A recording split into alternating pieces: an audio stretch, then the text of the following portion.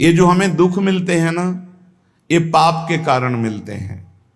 लोग मारे घूम रहे हैं, दुख मिटाने के लिए सोचते हैं कोई जादू कर दे, कोई टोना कर दे, कोई जंतुर बांध दे, कोई आशीर्वाद दे दे। अरे काहे को पागल हो?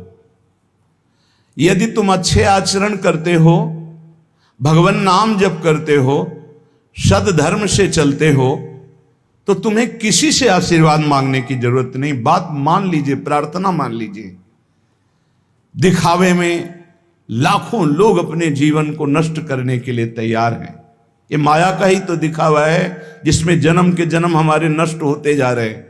सत्य मार्ग को क्यों नहीं पकड़ते हो? किसी के आशीर्वाद की जरूरत नहीं आपको आनंद प्राप्ति के लिए। आप आनंद के बच्चा हो, आनंद स्वरूप हो। जिनसे आशीर्वाद मांगते हो उनके अंदर जो आत्म तत्व बैठा है वो तुम्हारे अंदर बैठा है। वही संपूर्ण आनंद लिए तुम्हारे अंदर बैठा है। तुम्हें किसी से गिगियाने की जरूरत नहीं। बस तुम अपने स्वरूप को नहीं पहचान पा रहे हो, अपनी शक्ति को जागृत नहीं कर पा रहे हो, इसलिए तुम दौड़े घूम रहे हो। भागने की जरूरत नहीं है। सत्संग सुनो, उसे अपने आचरण में उतारो। ये बात आप कागज में लिख लो, चाहे दिमाग में लिख लो। जब तक आपके आचरण शुद्ध नहीं होंगे, जब तक आप भजन नहीं करोगे, जब तक आप दूसरों को सुख नहीं दोगे, मन वचन कर्म से किसी को भी दुख नहीं पहुंचाना, तब तक आप भागे। और यहां से लेकर ब्रह्मलोक तक अगर आपको सुख मिल जाए तो बता देना। आ ब्रह्म भुवनान लोकान पुनरावर्तिनो, अर्जुन यहां सुख मिलने वाला है। आ ब्रह्म स्तंभ पर्यंतम सर्वम मायामयम जगत, यहां सुख मिलने वाला है। अगर सुख सिंधु भगवान का भजन नहीं करेंगे, बैठ के अपने घर में बैठकर आधा घंटा भजन नहीं करेंगे, मारे घूम रहे हैं, सोच रहे हैं ये भगवान का अवतार है, हमारा कल्याण हो जाएगा। ए भाई, जब भगवान वास्तविक अवतार लिए और जो भजन नहीं किए उनका भी कल्याण नहीं हुआ। भगवान के अवतार के समय हम भी रहे होंगे कहीं ना कहीं, किसी जीव जंतु के कल्याण हुआ क्या? अब भजन करोगे तो कल्याण हो जाएगा। हमारी बात मान लो। बार बार आपको कभी कड़वे शब्दों में, कभी मीठे शब्दों में बताते हैं, ए भाई, बचपन से भगवान के मार्ग में लगे हुए हैं, हमको अपना कर्म भोगना पड़ रहा है। जो शरीर रचना के समय रचा गया था, वो सुखद या दुखद कर्म भोगना पड़ा। तो रामकृष्ण परमहंस जी के कैंसर था, भाई जी हनुमान प्रसाद पोद्दार जी के उदर में कैंसर था, बड़े बड़े महापुरुषों को भोगना पड़ा। तो प्रारब्ध को भोग लो। ये भोगने की सामर्थ्य नाम जप से आ जाएगी, और नाम जप करके जन्म मरण के चक्र से मुक्त हो जाओ। मान लो मेरी बात। क्या वृंदावन की परम पावन रज से बढ़कर त्रिभुवन में कोई रज है? इस रज में बैठकर तुम्हें आनंद नहीं मिल रहा तो कहां मिलेगा तुम्हें? क्या भगवान नाम से बढ़कर कोई अमोघ शक्ति है जो भगवान को अधीन कर सके? सुमिर पवन सुत पावन नामो, अपने बस कर राखे रामो। लेकिन समझ में नहीं आता।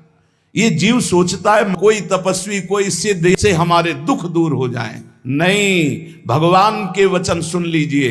दैवी हेषा गुणमयी मम माया दुरत्तया, मामेव ये प्रपद्यन्ते माया में ताम तरंतिते। ये गुणमयी माया को पार करना बहुत कठिन है। एकमात्र उपाय है, मेरी शरण में आ जाओ। हरि शरणम श्री कृष्ण शरणम मम। जब तक प्रभु की शरण में नहीं, तब तक माया मुक्त। पर समझ में नहीं आता। लोगों को ऐसा लगता है मैं जाऊंगा, आशीर्वाद मिलेगा, मैं सिद्ध हो जाऊंगा, सब दुख नष्ट हो जाएंगे। आप समझो, हमारी प्रार्थना को समझो। हम अंदर से पीड़ित होके बोल रहे हैं, आप लोग समझते नहीं हो। भगवान का भजन किए बिना कहीं भी भाग के चले जाओ, आपको शांति नहीं मिलेगी प्यारे। और घर में बैठकर यदि भजन करोगे तो घर तीर्थ हो जाएगा। घर में भगवान पधारेंगे, आप आनंदित हो जाओगे। संत संग का फल होता है भागना, मिट जाना। सत्संगति संस्कृति कर अंता, ये जो जन्म मरण का भागना, ये मिट जाएगा। ये छोटे मोटे भागने से, शब्द सुना, मनन किया, आचरण में लग गए। कभी महीना 2 महीना में अगर संयोग बना तो हम बैठ के सत्संग सुन रहे हैं, नहीं तो हमारे पास यंत्र है, हम रोज उससे नवीन उत्साह प्राप्त करें भगवत मार्ग में चलने का। जब मिले तब दर्शन कर लिए, नहीं तो हम उनकी आज्ञा पर चल रहे हैं तो हमारा सदैव सानिध्य है। भागने की जरूरत नहीं। नहीं भाई नहीं, थोड़ा चैन लो, थोड़ा शांति लो, भागने की जरूरत नहीं है। अंदर से भगवान को सुमिरन करने की जरूरत है।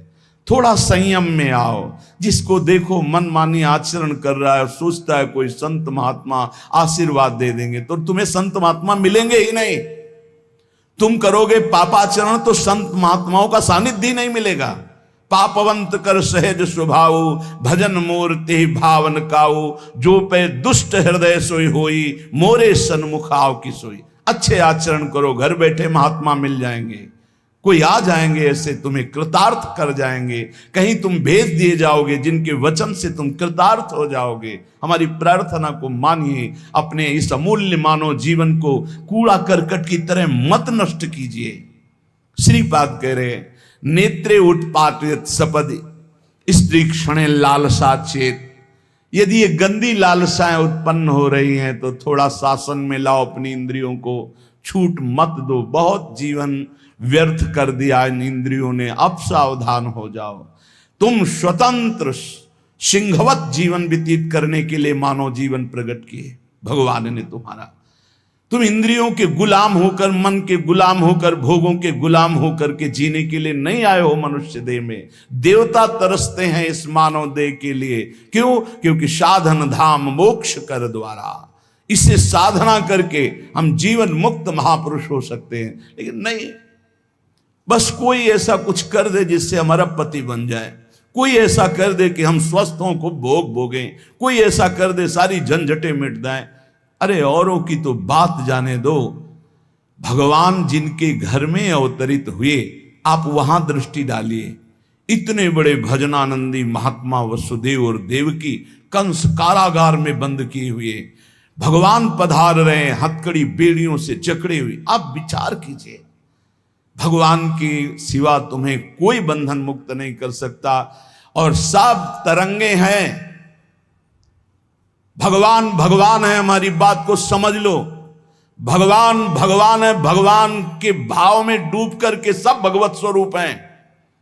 तरंग में वायु विकार है, वायु विकार हटा तो समुद्र ही है। पर इतना भेद है कि समुद्र करोड़ों अनंत तरंगें प्रकट कर सकता है, लेकिन एक तरंग समुद्र नहीं प्रकट कर सकती। ऐसे ही जितने महापुरुष हैं, जितने सिद्ध महापुरुष हुए, भक्त हो चाहे ज्ञानी हो चाहे योगी हो, वो माया विकार को नष्ट करके ब्रह्म रूप में लीन हो गए, तो ब्रह्म स्वरूप वो भी हो गए। ब्रह्मविद ब्रह्म ही भवति। लेकिन ब्रह्म तो ब्रह्म है, जिसने एक संकल्प मात्र से अनंत सृष्टि का सृजन कर दिया, उसकी समानता करने वाला त्रिभुवन में कोई नहीं है।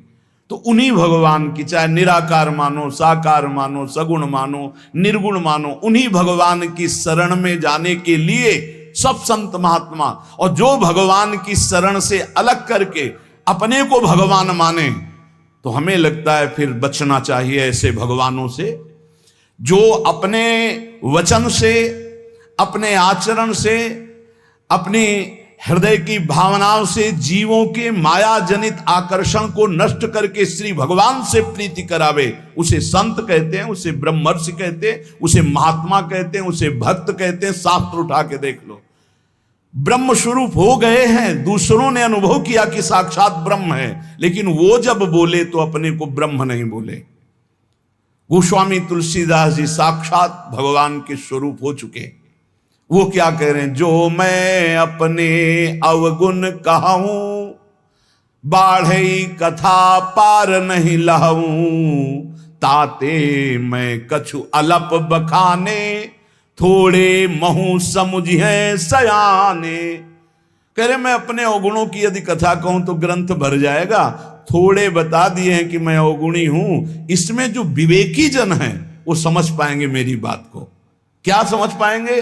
कि भगवान की शरण में जाने से जीव भगवत स्वरूप हो जाता है। गोस्वामी जी भगवत स्वरूप है, सामने भगवान बैठे हुए सबरी माता का स्तवन कर रहे हैं नवधा भक्ति के द्वारा।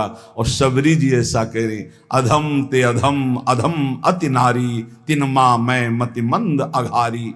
ये है महापुरुष, भगवान के चरणारविंद की नाम की लीला कथा की वृत्ति हृदय में जिनके संग से जागृत हो, वही सत्संग है। हम लोग बड़े बावरे हैं, अरे तरंग कभी समुद्र प्रकट कर सकती है? 7 तरंगे हैं, वायु विकार हटा समुद्र हो गई, मुझे कोई इस पे संशय नहीं। बूंद अलग है तो बूंद है, और समुद्र में गिर गई तो समुद्र है, लेकिन बूंद समुद्र नहीं प्रकट कर सकती। ऐसी करोड़ों अनंत बूंदे समुद्र से, लहरों से ऐसे उठती रहती है, उनका नाम भगवान है, जिनसे अनंत महात्मा, अनंत ब्रह्म ऋषि, अनंत ब्रह्मांड सृजन, उन भगवान की शरण में जाने से इस माया से मुक्ति होती है। साहब समझ नहीं पा रहे। अरे जिनका नाम जप कर, जिनका चिंतन करके, जिनके आश्रय से जीव ब्रह्ममय हो जाता है, भगवत स्वरूप हो जाता है, वही तुम्हें करना है। यही सत्संग से प्राप्त होता है। अगर ये ना प्राप्त हो तो सत्संग नहीं है, वो कहीं ना कहीं घुमा करके हमको भटकाया जा रहा है। भगवान भगवान है, वही सबके हृदय में है। जो हृदयस्थ भगवान में तन्मय हो गया, उसमें और भगवान में अंतर नहीं, बिल्कुल मुझे संशय नहीं। पर भगवान भगवान हैं, इतना समझना पड़ेगा। उनके स्थान में कोई नहीं है, उनके समान कोई नहीं है, फिर उनसे बड़ा कौन हो सकता है? ये भोले भाले जीव समझते नहीं, भागे घूम रहे। उन्हीं भगवान का नाम जप करो, चीख चीख के कहते हर प्रश्न का उत्तर नाम है। अगर नाम जप करके देखो तो प्रश्न ही नहीं रह जाएगा, सब समाधान हो जाएंगे। और भागे घूमे तो कभी प्रश्न की कभी शांति नहीं होगी, संशय पर संशय उठता चला जाएगा। श्रीपाद कह रहे हैं, यदि हमारी इंद्रियां कुमार्गगामी हो रही तो हमें शासन में लेना चाहिए। शासन में नहीं लोगे तो शासन तुम्हें शासन में ले लेगा। 2 शासन है, एक है राष्ट्रीय शासन, एक है भागवतिक शासन। भागवतिक शासन जब लेगा तो फिर कोई बचा नहीं सकता, इसलिए अभी अवसर है, निकल चलो, निकल चलो। भागने की कहीं जरूरत नहीं, किसी से आशीर्वाद नहीं मिलेगा। कब होगा? हम कह रहे राधा राधा जपो, अगर कल्याण ना हो जाए तो हमें बता देना। भगवान अर्जुन से क्या कह रहे हैं? सामने अर्जुन जी खड़े हैं, कह रहे हैं तुम मुझे तभी अनुभव कर पाओगे जब अनन्य चेता सततम यो माम स्मृति नित्य सा तस्याम सुलभा पार्थ। सामने खड़े हो, कह रहे सुलभ नहीं हूं मैं, सुलभ उनके लिए हूं जो मेरा अनन्य भजन करते हैं, अनन्य चिंतन कर। पकड़ी नहीं पा रहे, लाख सत्संग सुन रहे, पकड़ी नहीं पा रहे। बिल्कुल नहीं, ऐसे नहीं हो। थोड़ा विवेकवान हो, मनुष्य जीवन मिला है। ऐसा नहीं कि कोई तुम्हें प्रलोभन दे दे तो हम तुम्हारे रोग नष्ट कर देंगे, हम तुम्हें सिद्ध कर देंगे, हम तुम्हें धनी बना देंगे। हम कहते हैं कि हो सकता है 1000 जाते हैं, उनमें से 100 लोग ठीक हो गए हों। कैसे? पूर्व का पुण्य 100 का तुक्का लगा और ठीक हो गए। वो कहते हैं कि मैं कसम खा के कहता हूं मैं ठीक हो गया हूं। हम बिल्कुल 100% मानते ठीक हो गए, लेकिन उसके प्रताप से नहीं, आप अपने पुण्य प्रताप से ठीक हो गए। आपके ठीक होने का समय आ गया है, इसलिए आपका तुक्का लगा, आप गए, यश उसको मिल गया और आपका काम बन गया। हमारी बात को समझो। अपने लोग बहुत शास्त्र सम्मत, बहुत उसको सुलझ कर भगवत मार्ग को चल करके आपको बोल रहे हैं। अगर इन कर्मों को मिटाने के लिए जो हमारे शास्त्र बने हुए हैं उनके सिद्धांत के अनुसार चला जाए तो मिटा दिया जाएगा। लेकिन जब मिटाने की सामर्थ्य आती है तब लगता है अब इसको रख के क्या करेंगे, हमारे को तो प्रभु के पास जाना है, हमें तो दिव्य भाव देह प्राप्त है, हमें अपने स्वामी, अब इस शरीर का क्या करेंगे। तो जैसे सांप अपनी केचुल से संबंध नहीं रखता, ऐसे महापुरुष अपने शरीर से संबंध नहीं रखते। आप हमारी बात को समझ नहीं पा रहे, भटकते घूम रहे हैं, मारे घूम रहे हैं, क्लेश, अशांति, नाना प्रकार के दुख। अरे भाई, भगवान की शरणागति प्रतिपल परमानंद प्रदान करती है। क्यों नहीं शरण में हो जाते?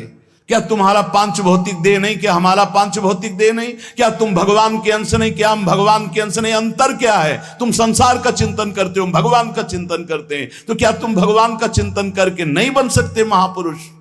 क्या तुम स्वयं ऐसी शक्तियों को जागृत नहीं कर सकते? तुम सो रहे हो, जागो, भागने की जरूरत नहीं।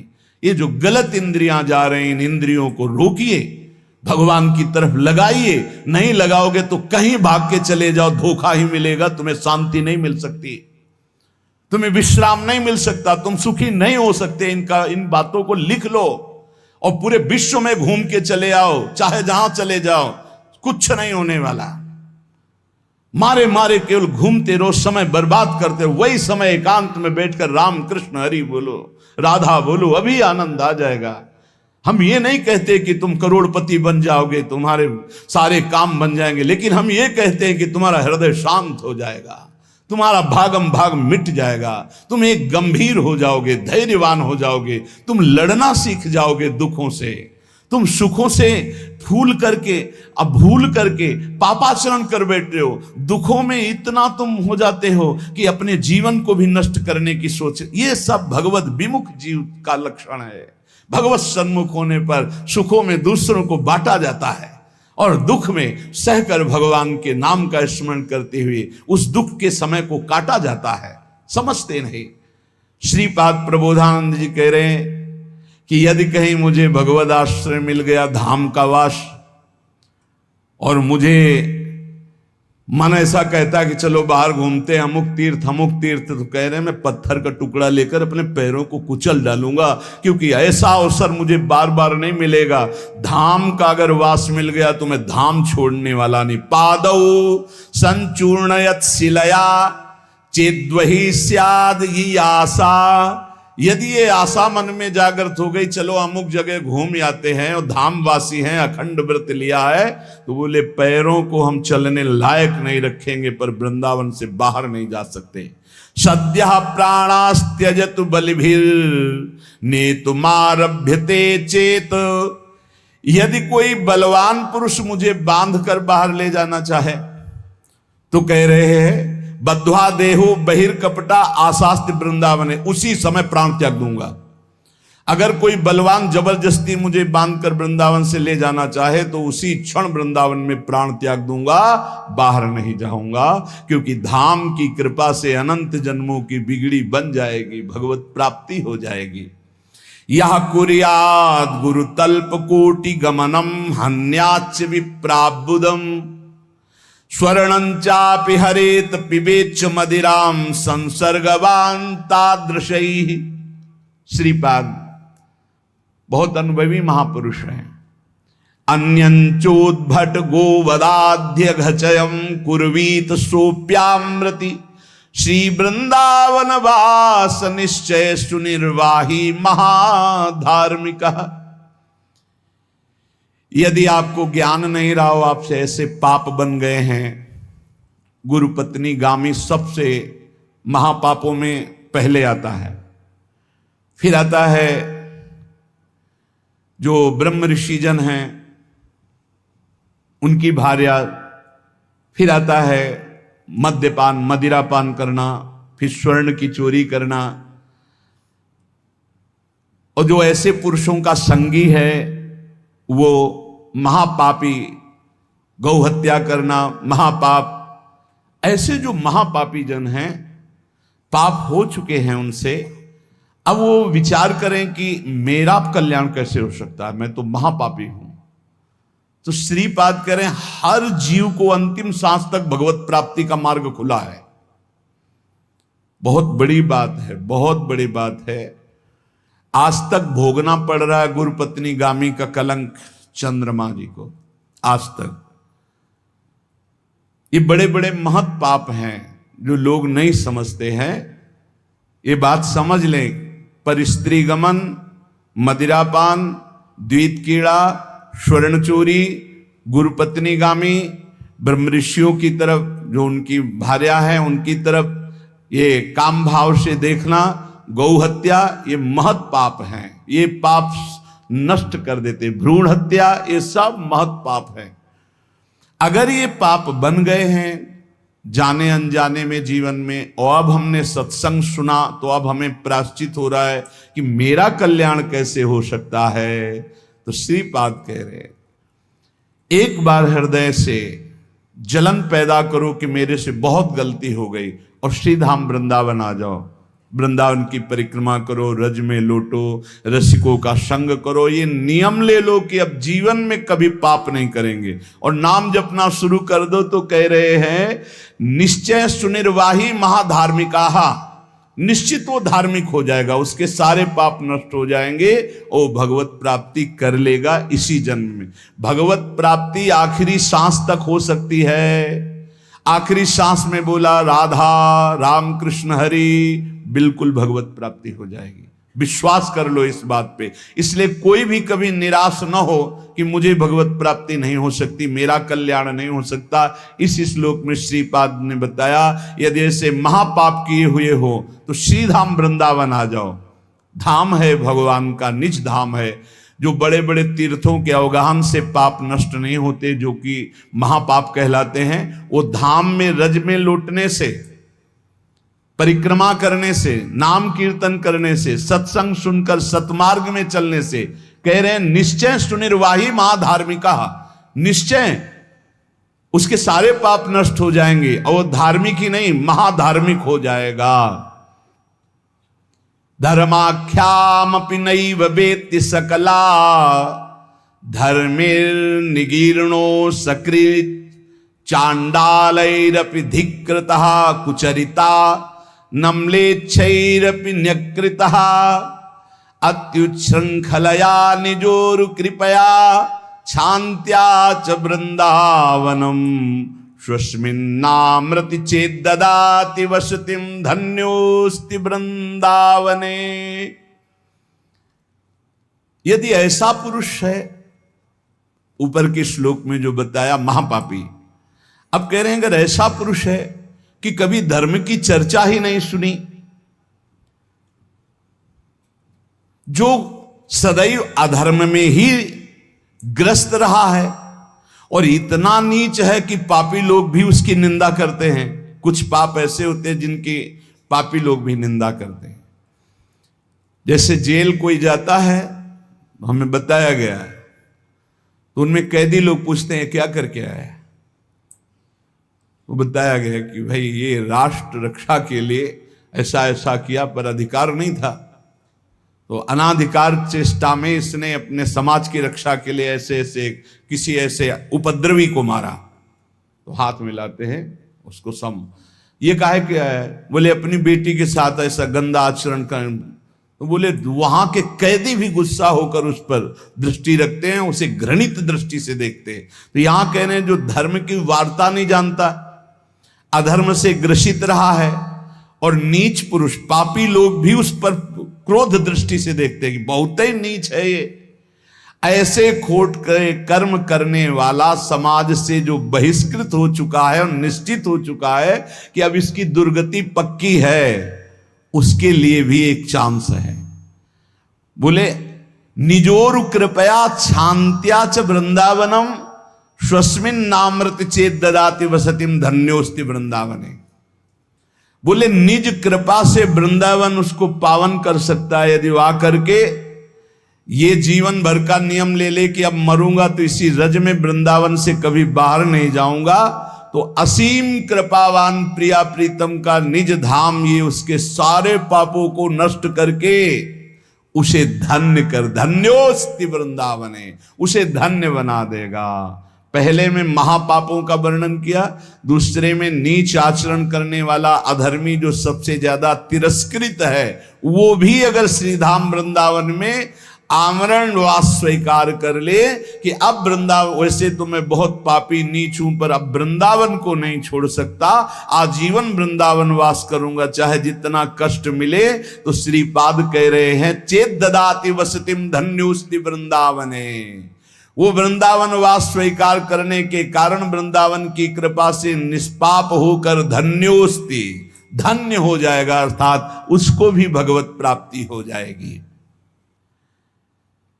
कभी भी उपासक भेद मत में पढ़कर तर्क वितर्क न करे। हरि हर सब एक हैं, हरि हर सब एक हैं। जैसे पीछे कहा था ठाकुर ठाकुर सब एक है, संत संत सब एक, और जो संतन का सेवन करे सो जागे शुद्ध विवेक। ऐसे यहां कह रहे तुकाराम जी के हरिहर में भेद नहीं है। जो भेद फैलावे, लड़ाई झगड़ा करे, ऐसे से दूर रहना। मिठास में चीनी है, चीनी के खिलौने बने हैं, एक सवार बना हुआ है, एक घोड़ा बना हुआ है, दोनों में चीनी क्या कम है क्या? बराबर चीनी है। चाहे घोड़े से शुरू करो तो मिठास, सवार से शुरू करो। दीपावली में आते ना बने, ऐसे ही चराचर जगत में सेवक स्वामी बना, वही सच्चिदानंद है। हरिहराम भेद नाही नका करुम वाद एक एकाचे हृदयम गोडी साखे रेचे ठाई। जहां हरिहर में कोई भेद करके निंदा करने लगे वहां से कान में अंगुली डाल के चल देना चाहिए। एक ही ये परम तत्व है। ये झूठ मूठ अज्ञानी जन बहस करते रहते हैं, इनके हृदयों में बिल्कुल भगवदानंद की मिठास नहीं है, इनकी बातें नहीं सुननी चाहिए। भेद करने वालों की दृष्टि में जो माया का पर्दा लगा हुआ है, भक्तों की दृष्टि में वो पर्दा नहीं होता। वो बेपर्द देखते हैं कि सर्वत्र एक ही भगवान विराजमान है। जो सर्वत्र एक ही भगवान विराजमान ऐसा मान लेते हैं, उनके आगे पीछे दाएं बाएं भगवान की रक्षा शुरू हो जाती है। ध्यान रखना, जो सर्वत्र अपने भगवान को देखते कि सब रूपों में मेरा ही भगवान है, तो कह रहे देवु उभा मांगे पुंडे उगवी कोंडे संकटा। कोई संकट उसे छू नहीं सकता, चारों तरफ से भगवान की सुरक्षा रहती है उस भक्त के जीवन में। विश्वास करो इस बात पर, चारों तरफ से भगवान सुरक्षित रखते हैं। और जो सदैव संतों का स्तवन करके भगवान का भजन करता रहता है, उसमें कोई ऋण नहीं रह जाता। यह भी एक प्रश्न आया था कि देव ऋण, ऋषि ऋण, मातृ ऋण, पितृ ऋण, इनसे कैसे ऋण हुआ जाए। क्या कह रहे हैं तुकाराम जी? जो संतों का स्तवन करता है, उसके हृदय में भक्ति होती, जो भगवान का भक्त होता है, उसका कोई ऋण नहीं रह जाता, सब ऋण मुक्त हो जाते हैं। एकादशी स्कंद में भगवान श्री कृष्णचंद्र जी ने उद्धव जी से कहा है, जो मेरा अनन्य भाव से निरंतर चिंतन करता है, उसे मैं सब ऋणों से मुक्त करता हूं। देव ऋण, ऋषि ऋण, पितृ ऋण, मातृ ऋण, इनसे उऋण होने के लिए प्राणपन से श्री हरि के चरणों का चिंतन करो। पंडरीनाथ तुम्हारा जन्म धन्य कर देंगे, तुकाराम जी कह रहे हैं।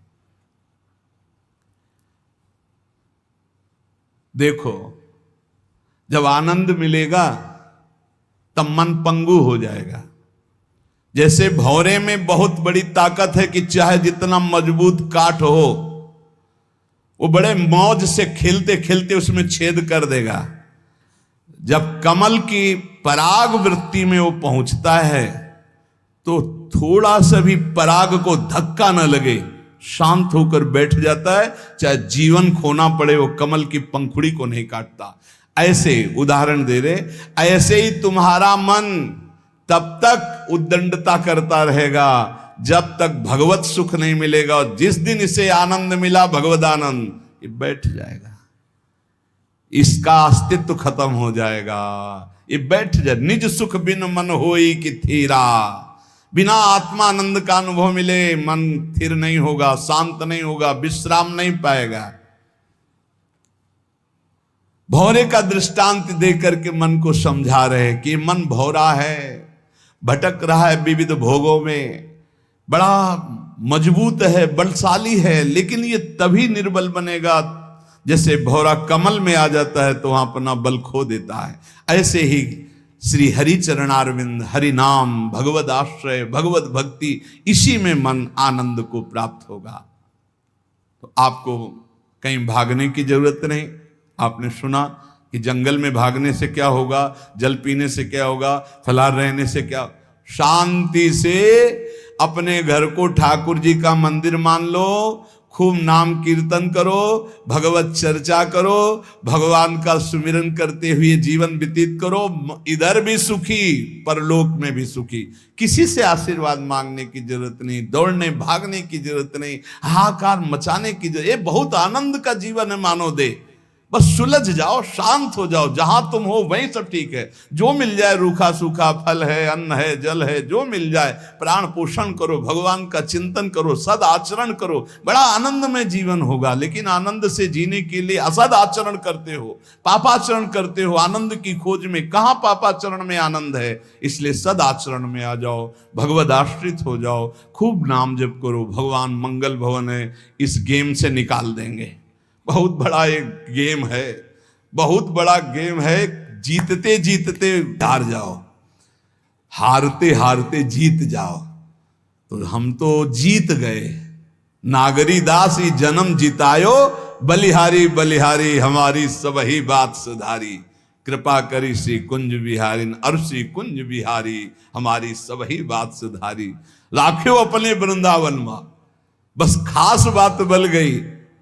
नहीं, आप क्या समझते हो, हाहाकार मचा हुआ, तांडव मचा हुआ माया का। ये तो धाम है, इसके प्रभाव से आप बिल्कुल शांत आनंदमय हो, धूल भरी आंधी दूर से निकल रही। नहीं तो आप संसार में देखो, सतोगुण रजोगुण तमोगुण 3 गुण है। सतोगुण तो कहीं कहीं नहीं, रजो और तमो की तांडव वृत्ति मची हुई है। जहां कहीं भगवत चर्चा, भगवत नाम कीर्तन, भगवत गुण, बहुत विक्षेप माया डालती है। इसलिए खूब नाम जप करो, इसी जन्म में भगवत प्राप्ति कर लो, दोबारा इस कलयुग में जन्म ना हो। पक्का ऐसा भजन करो कि आगे अब देखते जाओ। अरे भाई, बड़ा आश्चर्यमय समय, बड़ा आश्चर्यमय समय है। अभी तो कुछ है नहीं, अभी तो बबुआ है कलयुग, घुटने के बल चल रहा है। थोड़ा खड़ा होने दो, फिर ताल ठोकने दो। 4,32,000, अभी तो 32,000 नहीं पूरे हुए, थोड़ा 1,00,000 1.5 लाख पूरे होने दो, फिर इसका है, उसका अपना राज्य है। इसलिए कलयुग के दोषों से बचने के लिए, माया के प्रभाव से मुक्त होने के लिए, समस्त दुखों का नाश करने के लिए समर्थ है भगवान नाम। खूब नाम जप करो, नाम कीर्तन करो, भगवत चर्चा करो, इसके सिवा कोई उपाय नहीं है। जहां और कुछ उपाय बताया जाए तो भटकाव है। हमारी प्रार्थना मान लीजिए, निस्वार्थ बात आपसे कह रहे हैं, आपके मंगल के लिए कह रहे हैं, शास्त्र सम्मत कह रहे हैं। पहले से भगवान व्यासदेव जी ने लिख दिया है, कृतयुगे ध्यायते विष्णु त्रेतायाम यजते मखई द्वापरै परिचर्यायाम कलौ तद्धरि कीर्तनात्। कलौ नास्तेव नास्तेव गतिरन्यथा। कलयुग में कोई और गति और गति और गति नहीं है। हरे नाम हरे नाम हरे नाम केवलम, केवल हरि का नाम, केवल भगवत नाम है। इसलिए खूब नाम कीर्तन, नाम जप, भगवत चर्चा, जीवन सार्थक। शेष चर्चा आगे। श्री राधा वल्लभ लाल की।